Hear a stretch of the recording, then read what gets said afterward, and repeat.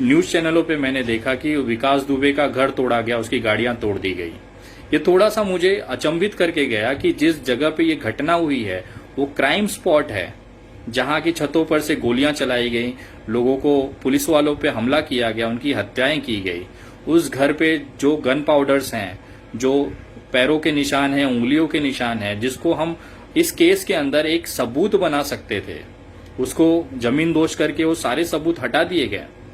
ये किस तरह से वहां पे कार्रवाई हुई हो मैं समझ नहीं पा रहा हूं। अगर आपको ये घर नहीं पसंद था या तोड़ना ही था या कार्रवाई ही करनी थी, तो मुझे लगता है कि उत्तर प्रदेश सरकार को इनके विकास दुबे के घर को कब्जा कर लेना चाहिए था, उसको जब्त कर लेना चाहिए था कानूनी प्रक्रिया से, उनकी गाड़ियों को जब्त कर लेना चाहिए था, उस गाड़ियों और घर को नीलाम कर देना चाहिए था तुरंत के तुरंत, और उस नीलामी से जो पैसा आता था वो हमारे शहीद हुए जवानों के परिवार को दे देना चाहिए था सरकार की तरफ से। इससे उनके परिवारों को भी संभलने में मौका मिल जाता था, उनको एक सहायता इस सरकार की तरफ से, इस देश की तरफ से हो जाती थी, और उस अपराधियों के लिए भी एक उदाहरण हो जाता था कि अगर आप ऐसी कोई घटना करते हो तो उसके बाद तुम्हारी जमीन, तुम्हारी प्रॉपर्टी बेच के हम उन शहीद परिवारों को उनके मदद के तौर पे, आर्थिक मदद के तौर पे हम दे देंगे। ये सबसे बड़ा एक उदाहरण हम सेट कर देते थे, लेकिन कानूनी प्रक्रिया के माध्यम से उनके घरों को तोड़ देना, कहीं न कहीं सबूत नष्ट करने का एक मुझे लगता है कि कल को कोर्ट में जब ये मामला जाएगा तो सबूतों का अभाव होकर ये केस हल्का हो जाएगा। और 60 जैसे मामले, 60 एफआईआर के बाद भी अगर बंदा इस तरह से बाहर कोई कांड या कुछ कृत्य कर रहा है तो सबसे गंभीर विषय है कि अभी तक उस पर इतनी बड़ी कार्रवाई क्यों नहीं हुई। जबकि कुछ न्यूज चैनल में से पता चला कि वो पेरोल पे बाहर है, तो ये राज्य सरकार, जो भारतीय जनता पार्टी की अभी की सरकार है, वो उस पे पेरोल पे आपत्ति लेके उसको पेरोल को कैंसिल करा सकती थी, वापस उसको जेल भेज सकती थी। अगर समय पे ये चीजें हो जाती तो शायद हमारे 8 जवान अभी भी जीवित होते और हमारे देश की सेवा में लगे होते हैं।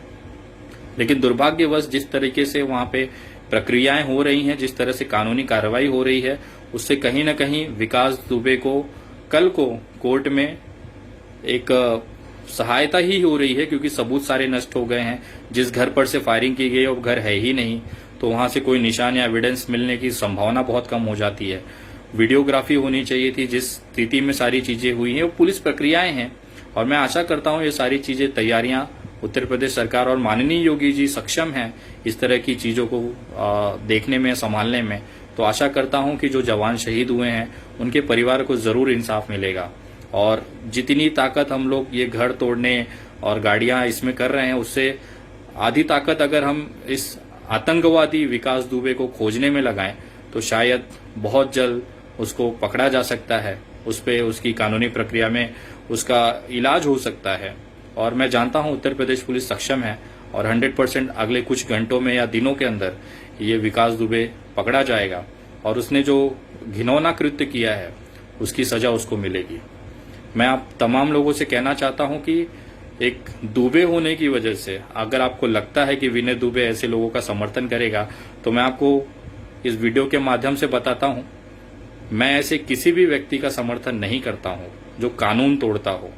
कानून तोड़ने वाला भले ही मेरा सगा भाई ही क्यों ना हो, उसको मैं कभी भी माफ नहीं करूंगा, क्योंकि जो इस देश के संविधान का नहीं, जो इस देश का नहीं, वो मेरा हो ही नहीं सकता है।